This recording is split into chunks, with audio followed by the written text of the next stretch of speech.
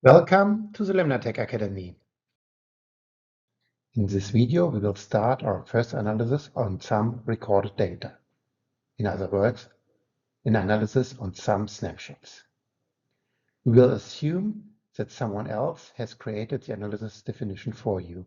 This might be yourself, some colleagues, or LemnaTec. But before we start, we need to understand better what an analysis definition actually is. So let's take a deeper look into the elements of which an analysis definition consists. First, we have an analysis program, for example, LemnaGrid. Someone has created some analysis with it. In case of LemnaGrid, this is stored in an IAC file. This analysis requires certain images as input at certain places within the analysis. You may think of these places as input ports of the analysis. And the analysis provides a result data table and some images as output. The data for each analysis came from the snapshots you have recorded. Each snapshot may contain multiple images. These can be differentiated and identified by camera name, camera position, and camera label.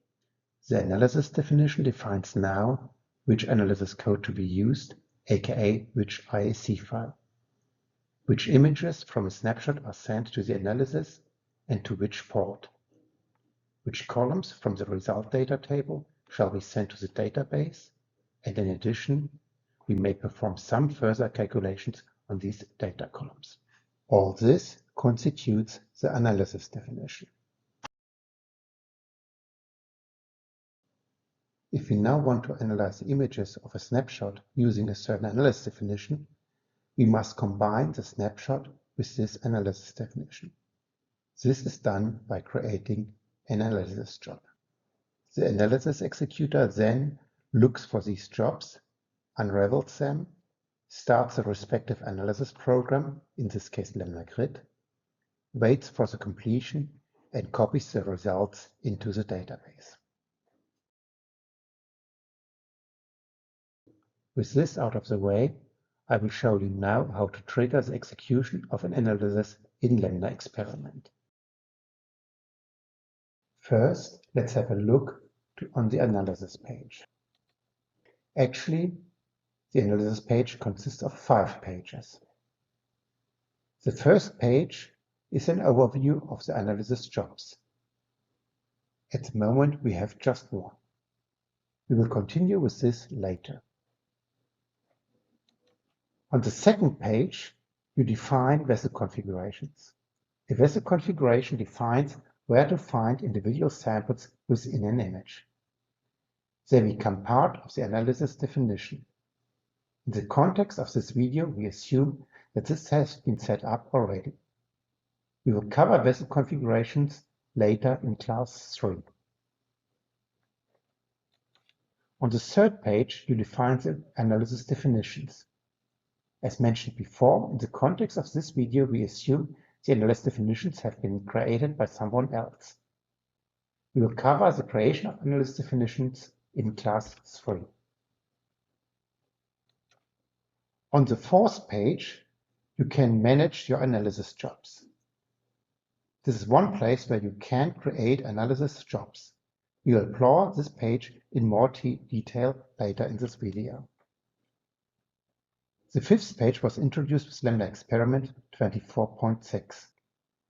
On this page, you can define the automated creation of analysis jobs if certain snapshots arrive in the database.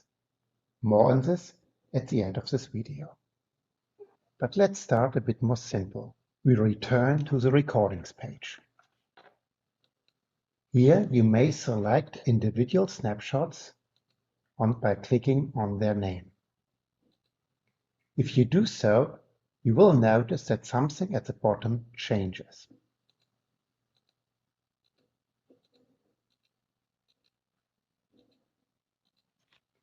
If no snapshot is selected, we read there 0 snapshots selected to be analyzed, 0 without sample annotations, 0 inconsistent snapshots rejected.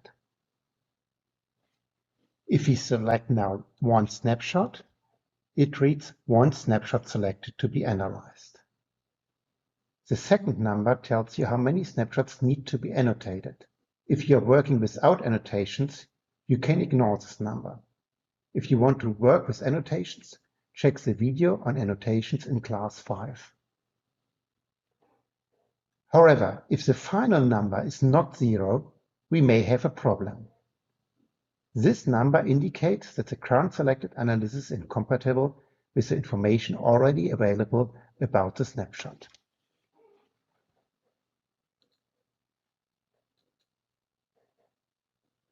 There are two major reasons for it.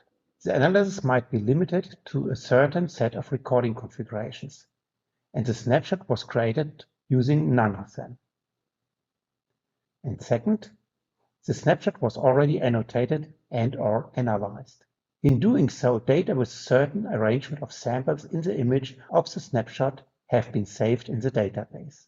If the currently selected analysis definition will create data for a different set of samples in the image, this cannot be and makes it incompatible. Let me give an example. You analyze snapshots with an analysis definition for a plant tray with 3 by 5 pots. So you got data for 15 samples labeled A01 to C05 in the database. But the currently selected analysis definition is for a single plant. Only either of them can be true, so we have a conflict and an inconsistency. If you have an inconsistency, their nature is displayed in a box on the right. This box contains a tree view where you can see where the inconsistencies originates and what values the analysis requires and what values have been detected in the snapshot.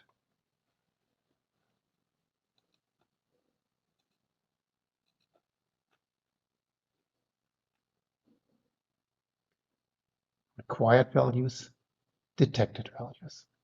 These inconsistencies can be solved in either of 3 ways. You need to select a different analysis definition,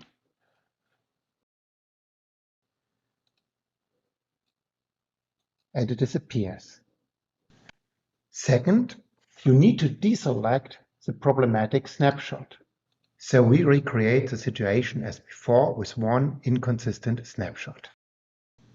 If we now deselect the problematic snapshot, we are back with no inconsistency.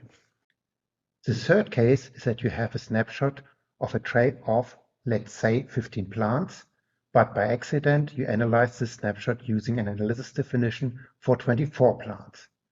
Then you need to fix this.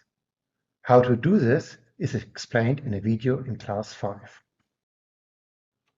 If you already have result or annotation data for a snapshot, it is indicated on the name in the image tree. Annotated snapshots are underlined, analyzed snapshots are written in bold.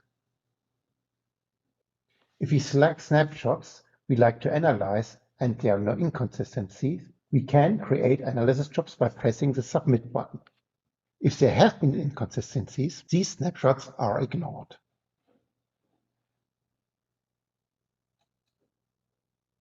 If we now return to the analysis jobs list, we see that the jobs we just created appear now in the list.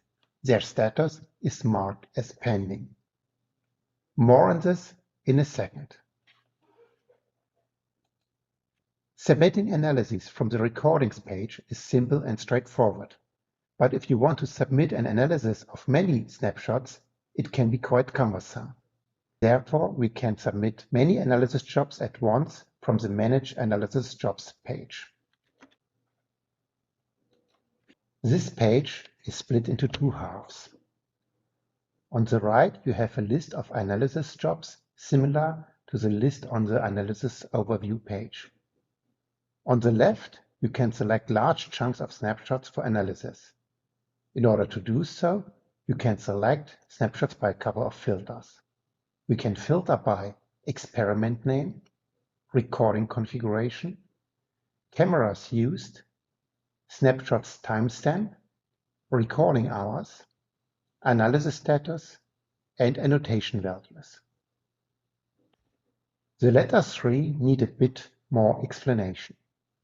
The recording hours filter looks only on the time part of the snapshot timestamp. So you can select only those snapshots taken in the morning between 6:15 and 9:55, for instance, but none other at the same day. For the analysis status, we have two selection options. The first is we check if the snapshot has not been analyzed before by the same analysis definition. There are two options.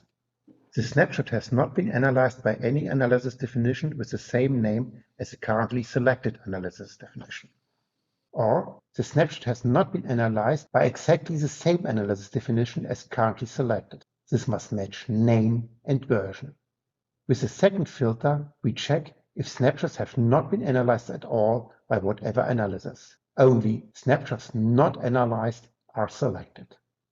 Selecting snapshots by annotation requires that these have been annotated before. This works only if the experiments filter is set to a single experiment.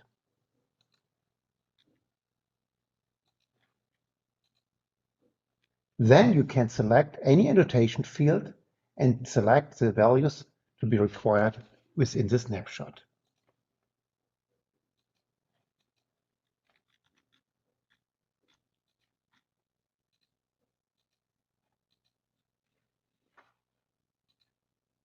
Snapshots are selected if any sample in the snapshot matches the annotation filter. All these filters need to be activated by the checkbox in front of them. And each snapshot must pass all of these filters in order to be selected. At the bottom, we have a similar section as seen on the recordings page, with the same three numbers to inform us on how many snapshots have been selected and what their status is. There's only one difference: the Check Job Consistency button.